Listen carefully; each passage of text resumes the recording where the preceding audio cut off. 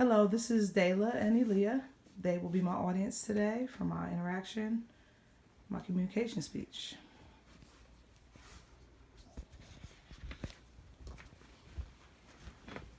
And I'm Dawn Harvey. I'll be presenting to you today about our communication toolbox. Very interesting. I'm going to start off with something to catch your attention here. Oh God, here we go. How long is this going to take? You know, these are familiar words these days when it comes to interacting with others because people spend much more time on their devices than they do interacting with people. And it is so important to have face-to-face interaction, even in the technological age that we're in. Being capable of reacting to what's being said without having time to type something out and, proofread it, then revise it, and then send it. We don't have those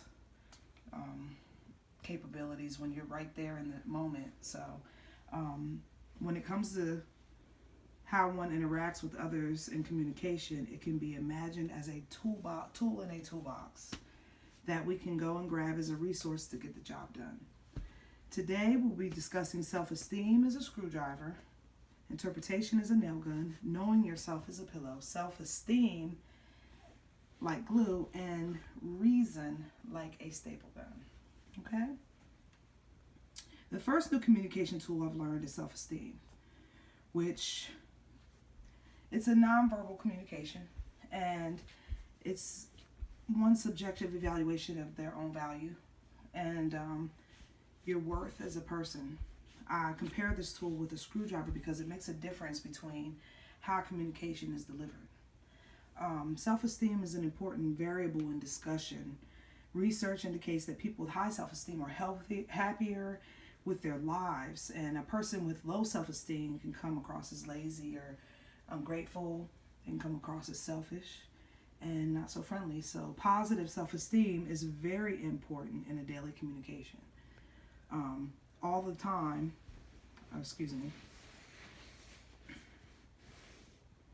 I will continue to use the very most positive side of myself to present information that is positive, that I'm capable of, will be expressed. When I'm talking to someone who's complaining all the time or does not appreciate what they have, I will often ascribe that person to having a negative effect on a situation, where a more positive self-image is much easier for me to communicate the information, such as a hello, how are you today, to make a difference in someone's day. Okay? Self-esteem naturally leads to the second new communication tool I've learned, which is interpretation. And I'm applying a nail gun to that as a tool. Interpretation is important because how one views what a person has said can change an entire relationship. Interpretation is the process of assigning information that has been selected for attention and organized. This process can change very easily from one thing to the next, depending on how a person interprets what has been said or done. For an example, a person could be viewed by another person as a friend or a stalker, depending on their interpretation of what one says and how one behaves. Maybe you gave a person your phone number and within the hour they called you 3 times. Well, on one hand you could say, hey, they're really interested in me. On the other hand, you could say, wow, they seem really desperate. So it just depends on you, how you interpret the person, their behavior and all of that. And that has everything to do with the prior point about self-esteem as well.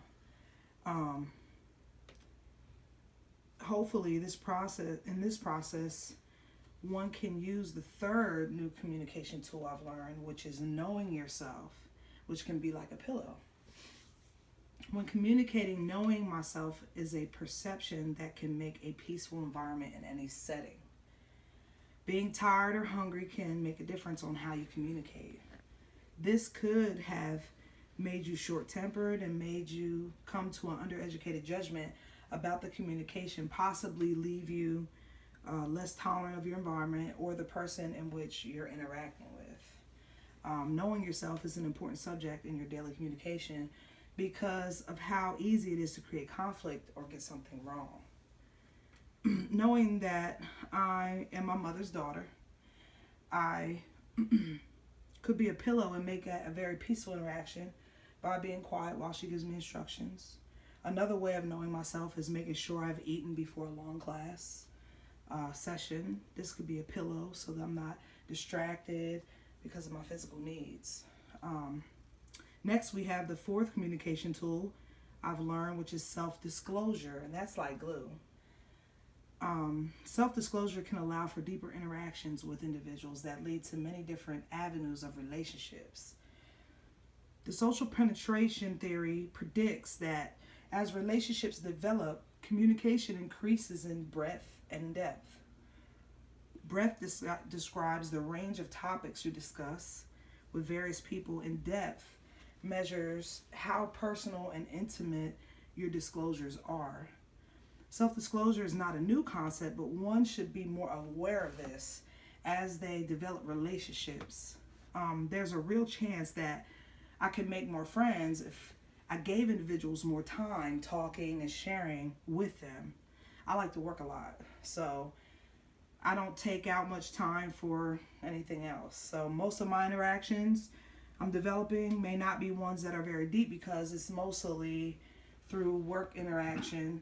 And not only do I not have time to engage at work, but also it's mostly about work and not much personal because of being appropriate on the workplace. And finally, the fifth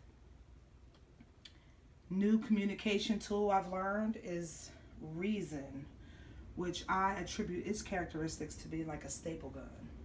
So after we glue it together, we're going to staple it together. That's going to just reinforce everything. Because to make a judgment about the world based on evidence rather than emotions or intuition is what reasoning is.